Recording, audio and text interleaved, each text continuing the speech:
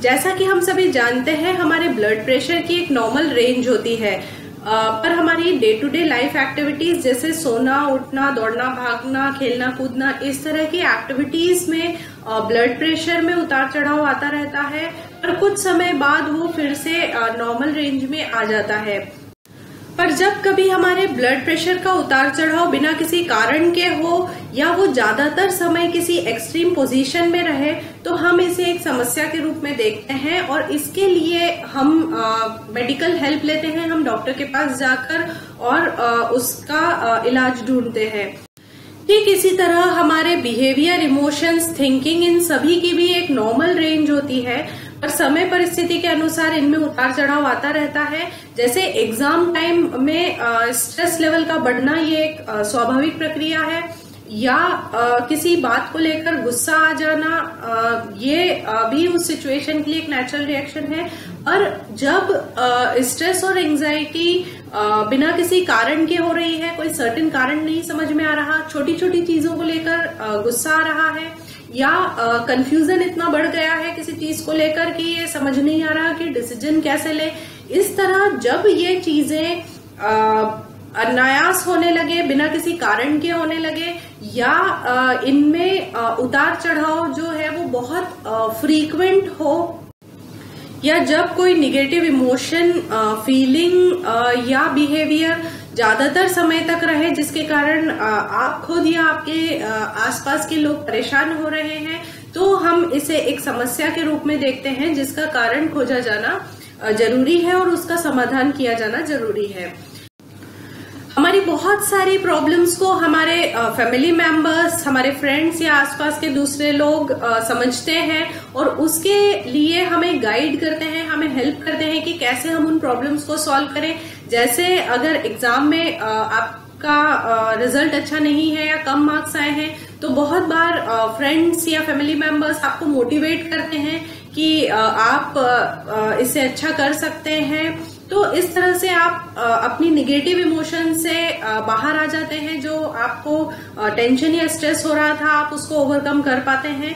पर कभी कभी जब प्रॉब्लम्स कुछ एक्सट्रीम होती है, उनका रीजन हमको खुद को या हमारे आसपास के लोगों को समझ नहीं आता, या वो उतने इक्विप्ड नहीं होते हैं उन प्रॉब्लम्स को डील करने के लिए, तो हमें प्रोफेशनल हेल्प की जरूरत होती है।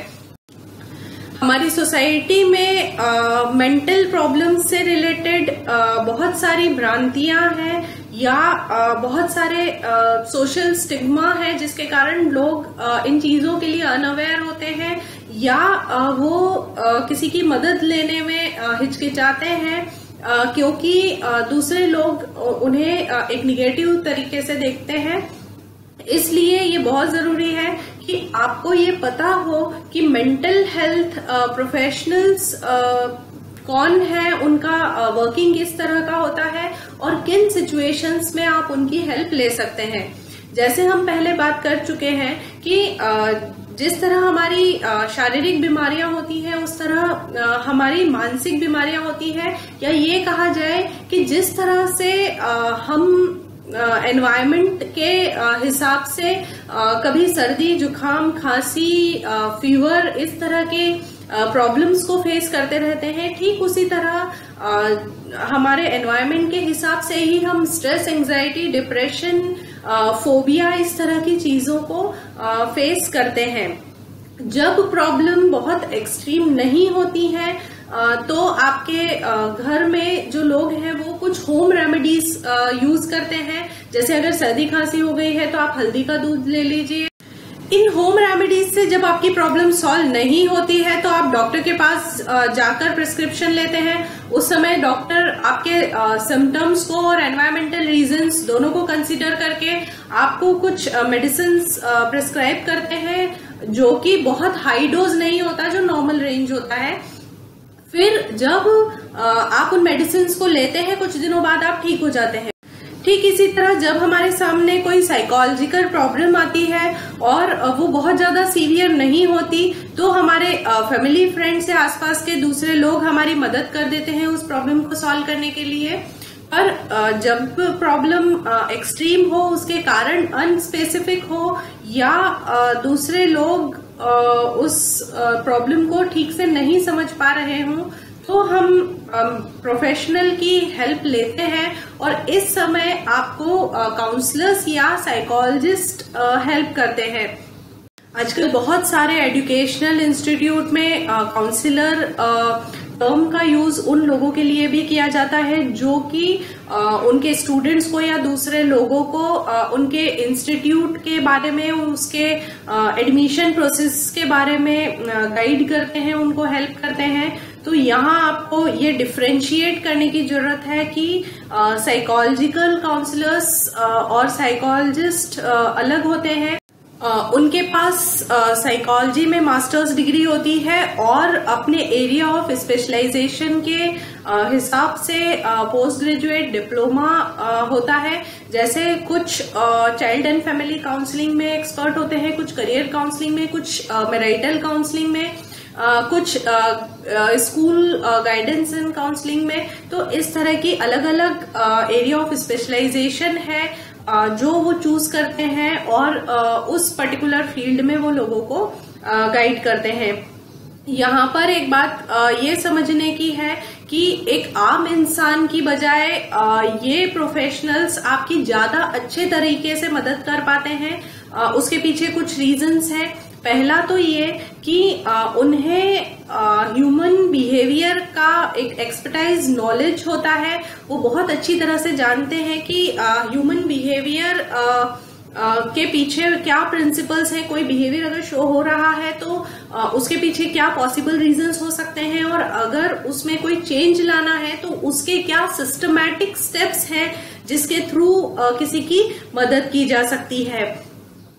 साइकोलॉजिस्ट साइकोलॉजिकल थेरेपीज में एक्सपर्ट होते हैं, तो वो आपसे बातचीत के द्वारा आपकी लाइफस्टाइल में, आपके थिंकिंग बिहेवियर पैटर्न में छोटे छोटे से चेंजेस लाकर आपकी प्रॉब्लम्स को सॉल्व करते हैं।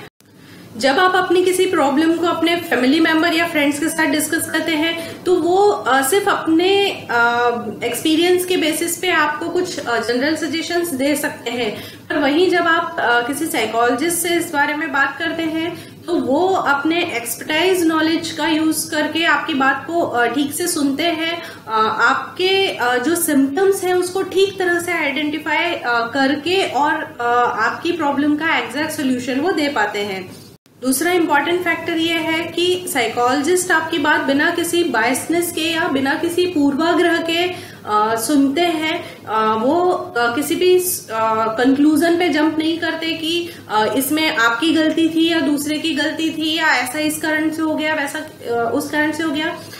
टेक्निकल टर्म में हम इसे अनकंडीशनल पॉजिटिव रिगार्ड कहते हैं कि आप जैसे हैं आपको एज इट इज पर्सन के द्वारा, साइकोलॉजिस्ट के द्वारा एक्सेप्ट किया जाता है और आपके प्रॉब्लम को सॉल्व करने में आपकी हेल्प की जाती है। तीसरा और सबसे इम्पोर्टेंट फैक्टर है कॉन्फिडेंशियलिटी। आपकी कोई भी इंफॉर्मेशन या जो आप बातें डिस्कस करते हैं काउंसलर के साथ या साइकोलॉजिस्ट के साथ, ये किसी भी और व्यक्ति को आपकी परमिशन के बिना नहीं बताई जाती। हो सकता है आपकी कोई प्रॉब्लम है जो आपके पेरेंट्स के या फैमिली के किसी दूसरे मेंबर्स के साथ कॉन्फ्लिक्ट को लेकर है, उसमें ऐसा नहीं होता है कि आपके पेरेंट्स को ये कह दिया जाता है कि आपका बच्चा आपके बारे में इस तरह की बात कर रहा था, या आपकी जो फैमिली मेंबर्स हैं वो आपके लिए कुछ इस तरह की बात कर रहे थे। साइकोलॉजिस्ट आपकी पर्सनल, सोशल, इमोशनल या आपके एकेडमिक की अगर कोई प्रॉब्लम है, करियर रिलेटेड कोई कंफ्यूजन है, या आपके रिलेशनशिप कॉन्फ्लिक्ट्स है, मोटिवेशनल कोई प्रॉब्लम है, इस तरह की चीजों में आपकी हेल्प कर सकते हैं। साइकोलॉजिकल प्रॉब्लम्स को डील करने के लिए साइकियाट्रिस्ट भी वर्क करते हैं। साइकियाट्रिस्ट MBBS डॉक्टर्स होते हैं जिनका स्पेशलाइजेशन होता है मेंटल मेडिसिन में। ये लोग पर्सन की साइकोलॉजिकल प्रॉब्लम्स को डील करने के लिए मेडिसिन का यूज करते हैं। जैसे अगर किसी पर्सन में एंजाइटी या स्ट्रेस का लेवल इतना हाई है कि वो किसी भी बात को सुनना, समझना या किसी इंस्ट्रक्शंस को फॉलो करने की स्थिति में ही नहीं होता, तो उस समय साइकियाट्रिस्ट मेडिसिन के थ्रू उसके एंजाइटी या स्ट्रेस लेवल को कम करते हैं। जब एक बार ये लेवल कम हो जाता है तो उसके बाद में साइकियाट्रिस्ट और साइकोलॉजिस्ट दोनों मिलकर पर्सन की लाइफस्टाइल से रिलेटेड या उसके एनवायरनमेंट में जो फैक्टर्स हैं जिसके कारण वो स्ट्रेस लेवल या जो एंजाइटी है वो हाई हो रही है, उन फैक्टर्स को आइडेंटिफाई करके और पर्सन को उन प्रॉब्लम्स के साथ कोप अप करने के लिए, उनको डील करने के लिए कैपेबल बनाया जाता है। कभी कभी साइकोलॉजिकल प्रॉब्लम्स का रीजन एनवायरनमेंट में न होकर पर्सन के ब्रेन के स्ट्रक्चर या उसकी फंक्शनिंग से रिलेटेड होता है, तो उस समय न्यूरोलॉजिस्ट पर्सन की हेल्प के लिए होते हैं। ये भी MBBS डॉक्टर्स होते हैं जो न्यूरोलॉजी में स्पेशलिस्ट होते हैं, तो ये सर्जरी या मेडिसिन के द्वारा पर्सन की प्रॉब्लम को सॉल्व करते हैं। बहुत सारे मेंटल हेल्थ प्रोफेशनल्स आपकी हेल्प के लिए हैं। जरूरत इस बात की है कि आप अपनी प्रॉब्लम्स को समझें, आपके बिहेवियर, थिंकिंग या इमोशंस में जो फ्लक्चुएशंस हैं, जो चेंजेस आ रहे हैं, जो निगेटिव है आपको या आपकी फैमिली को प्रभावित कर रहे हैं, उसके लिए आप अवेयर हो, सेंसिटिव हो और बिना किसी संकोच के, बिना किसी सोशल स्टिग्मा के आप अपने नजदीकी मेंटल हेल्थ प्रोफेशनल के पास जाकर और उससे अपनी प्रॉब्लम डिस्कस करके उसका समाधान लें। क्योंकि अगर आप अपनी प्रॉब्लम को डिस्कस नहीं करेंगे, अपनी प्रॉब्लम को आप छुपाएंगे और उसके लिए कोई प्रोफेशनल हेल्प नहीं लेंगे, तो आप अपनी प्रॉब्लम की सीवियरिटी को और बढ़ा लेंगे, जो कि ना आपके लिए ठीक होता है, ना आपके फैमिली के दूसरे लोगों के लिए ठीक होता है। इसलिए समय पर हेल्प लें। बहुत सारे mental health professionals online consultation भी देते हैं। आप उनसे ईमेल के थ्रू, चैटिंग के थ्रू या टेलीफोनिक कन्वर्सेशन करके अपनी प्रॉब्लम को डिस्कस कर सकते हैं।